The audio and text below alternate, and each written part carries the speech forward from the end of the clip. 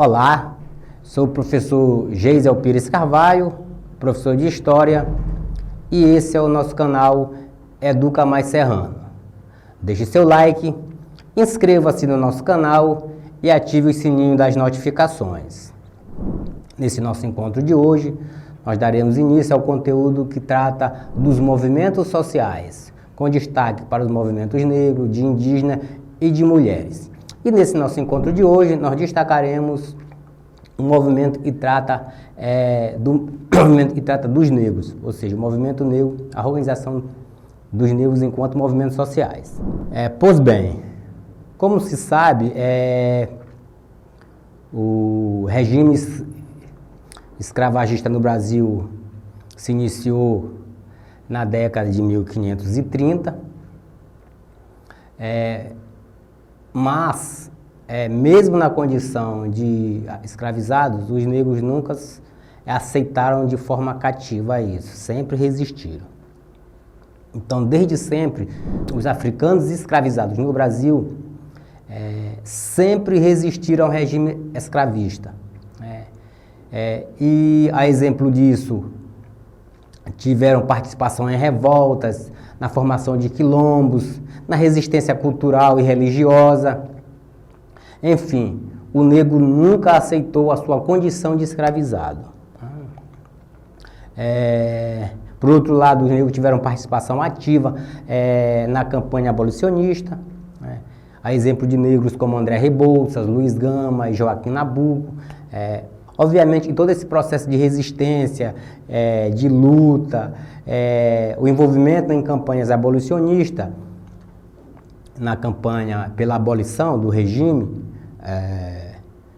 isso, de uma certa forma, vai contribuir de forma decisiva para que a Lei Áurea seja assinada. E isso, de fato, aconteceu no dia 13 de maio de 1888. Quer dizer, essa lei, ela aboliu formalmente o regime escravista no Brasil.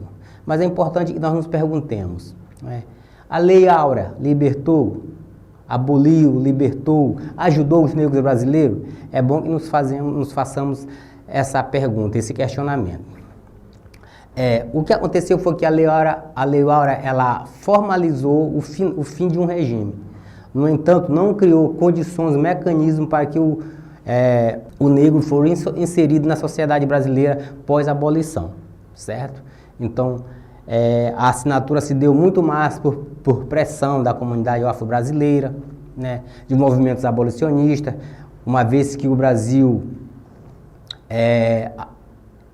foi o último país a assinar, a acabar com o regime escravista no mundo, uma vez que todos os países que viveram sob o regime escravista já tinham abolido esse sistema. Então havia uma pressão muito grande, tanto internamente, quanto uma pressão fora do Brasil, certo? Então, é importante que nos façamos essa pergunta. Aboliu, libertou, ajudou os negros brasileiros? Enfim, no geral, não ajudou. Outra pergunta que é importante fazer, a Lei Áurea, ela ofereceu para a comunidade negra alguma coisa? O que foi oferecido por essa Lei Áurea? O que se deu foi apenas a assinatura, que o Brasil deixava de ter um regime escravista, de uma mão de obra escrava, para ter uma mão de obra livre. Então, a lei não ofereceu absolutamente nada. E o que deveria se oferecer era a terra, uma vez que todos os negros trabalhavam na terra, e após a assinatura da lei, deveria ser oferecido terra para que a comunidade negra pudesse cultivar. Uma vez que a comunidade negra trabalhava na terra, era preciso que se fizesse isso, não foi feito. Pelo contrário, em 1850 foi criada a lei de terras, que proibia que o negro tivesse acesso à terra. Então, lá desde 1850 já havia essa lei que proibia o negro de ter acesso à terra. E uma vez que os negros estavam libertos, como é que os negros libertos vão se firmar socialmente como pessoas, como cidadãos livres? Bom, um regime que perdurou mais de 3 séculos e de uma hora para outra se torna um regime, se aboliu o regime,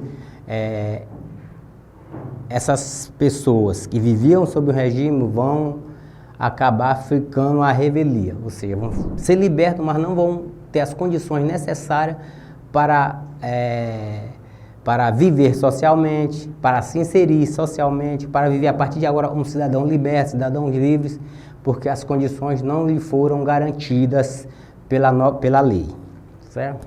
Então, a partir de 14 de maio de 1888, então os negros tinham que se virar, a comunidade negra tinha que se virar, ou seja, era cada um se virando como pudesse, né? Em busca de trabalho nas cidades, muitas vezes não conseguiam o trabalho, haja vista a prioridade ser dada aos imigrantes europeus, e essa prioridade era dada muitas vezes por conta da sua cor, da sua origem, né? E isso, uma vez que é negado essa possibilidade de trabalhar, isso vai produzir um grande contingente de negros vivendo por meio de bicos. Ou seja, tinha que se garantir a sobrevivência por meio de bicos e não a formalidade de um trabalho. Então, uma vez que a comunidade se encontra sem emprego, sem moradia, sem salário, tinha que enfrentar um outro problema e se instalar a partir da assinatura da lei, que é a questão do racismo, né? Então o negro é liberto para viver sem emprego, sem moradia, sem salário, e agora tem que enfrentar a questão do racismo, que vai a partir de então se estruturar. Já, por outro lado, tem a violência policial, né, que vai ser usada contra os negros, uma vez que os negros não podiam circular livremente, não podiam praticar a sua religião. Então tudo isso é mais uma forma de resistência. O negro vai ter, né, que se adaptar, que se repensar esse novo momento da vida brasileira, ou seja, saíram da condição de cativo, a condição de cidadãos libertos, mas que ia enfrentar uma resistência muito grande de inserção na sociedade, na nova sociedade brasileira. Pois bem, diante de todos esses problemas que a comunidade negra vai enfrentar, essa questão do desemprego, da falta de moradia, da pujança desse racismo, né, que a comunidade negra vai sofrer, é nesse contexto desses problemas que vai surgir a organização que vai defender os interesses da comunidade negra, né? Que no caso é a imprensa negra, né? Então, a partir desses problemas, da detecção desses problemas, negros vão se organizar e fundar a imprensa negra, ou seja, jornais, e vão tratar dessas questões no pós-abolição. Pois bem, como já dito, a luta da comunidade negra se deu desde sempre, antes e depois da abolição, né? É diante dessa luta por direitos que os negros vão criar seus próprios veículos de imprensa, seus próprios jornais, a chamada imprensa negra, né?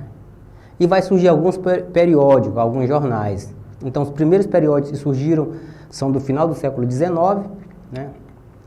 A exemplo desses periódicos tem o periódico de nome O 13 de Maio, de 1888, A Pátria, de 1889, O Exemplo, de 1892.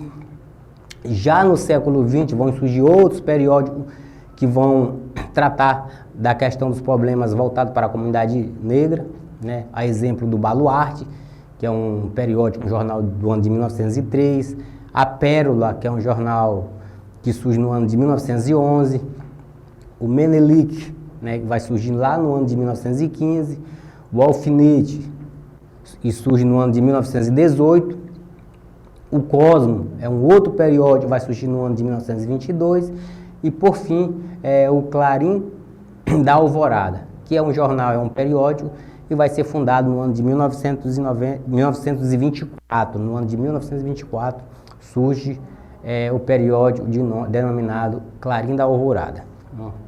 Então todos esses periódicos vão tratar da questão voltada para a comunidade negra, principalmente o combate ao racismo, né? Então esses jornais, o tema predominante, vai predominar nesses jornais, era a denúncia contra esse racismo que agora se voltava para esses negros na condição de homens libertos, certo? Então, era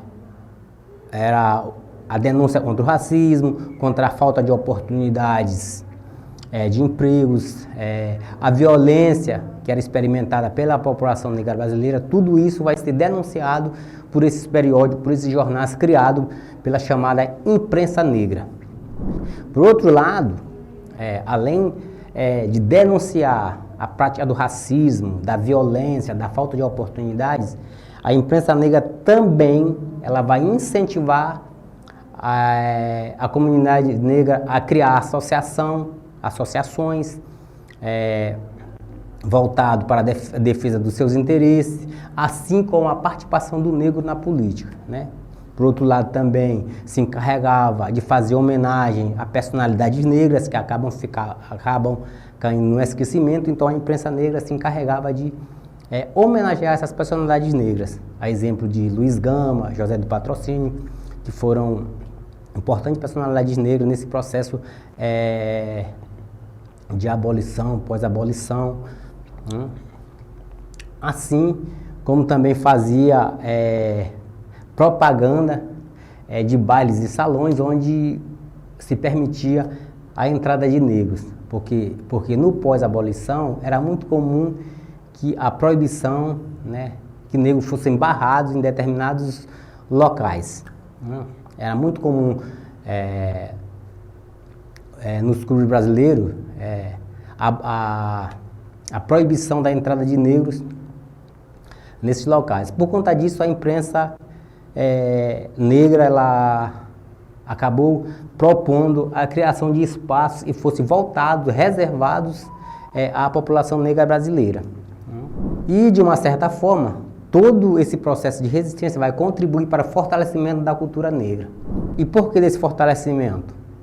Porque uma vez que a cultura negra ela é proibida de ser praticada livremente, né? Isso vai fazer com que os grupos e os negros vão criar mecanismos de resistência para que a cultura afro-brasileira permaneça viva, né?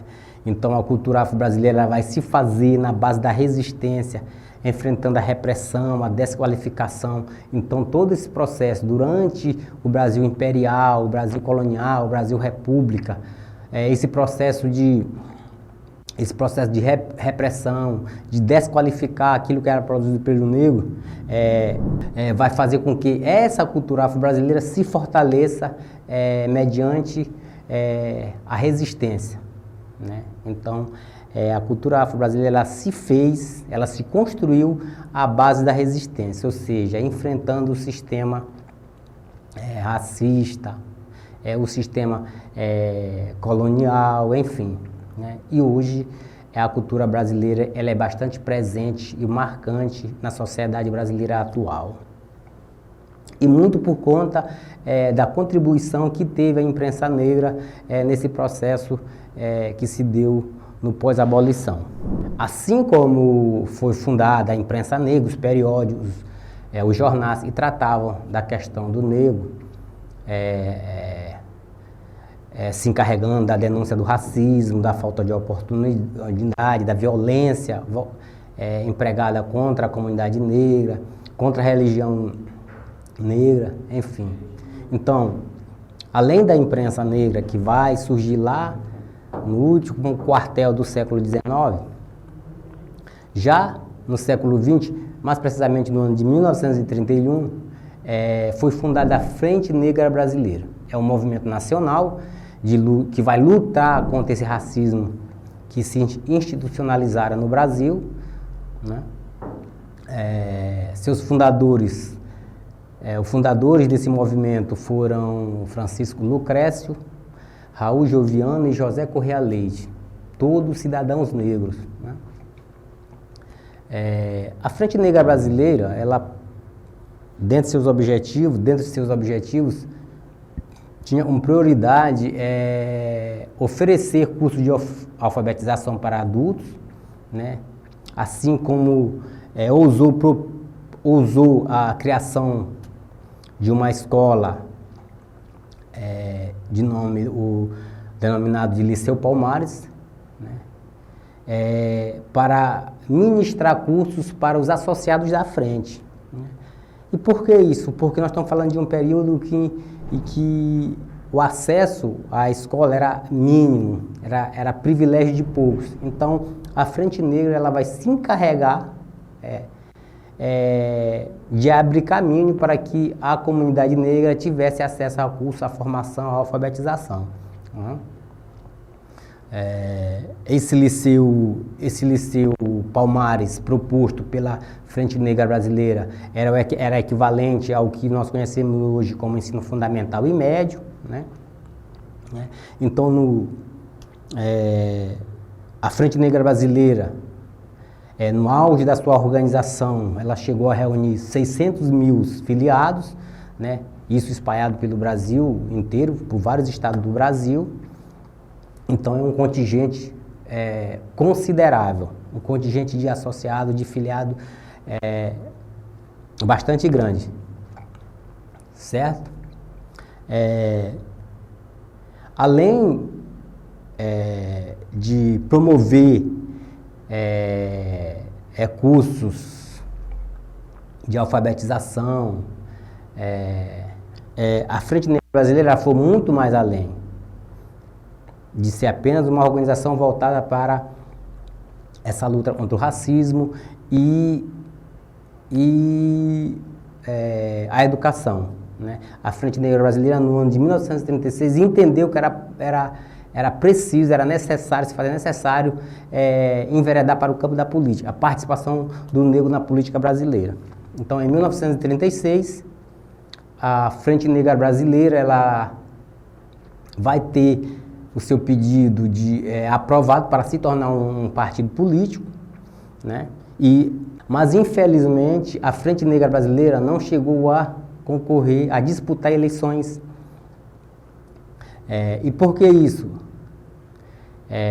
Não chegou a disputar eleições porque no ano de 1937, o Getúlio Vargas, após um golpe, ele vai proibir, ele vai fechar os partidos políticos do Brasil, né? E entre esses partidos políticos estava a Frente Negra Brasileira. Mas a Frente Negra Brasileira, como uma organização voltada, uma organização do movimento negro, né? Como dito, chegou a reunir um contingente de 600 mil filiados, né? E se propôs a ser um partido político com o objetivo de fazer com que negros tivessem vida ativa, né? Na vida política brasileira. Uma outra organização do movimento negro, além da imprensa negra, da Frente Negra Brasileira,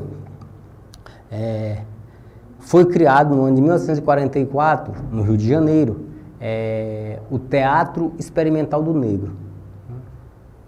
Então, uma vez que se percebeu a ausência de artista negro nos espetáculos,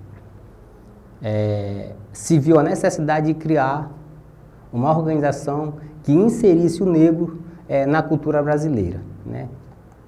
E essa organização foi o Teatro Experimental do Negro, né? Fundado no Rio de Janeiro no ano de 1944. Né? Abdias do Nascimento, Aguinaldo Camargo e Sebastião Rodrigues Alves foram seus fundadores. Né?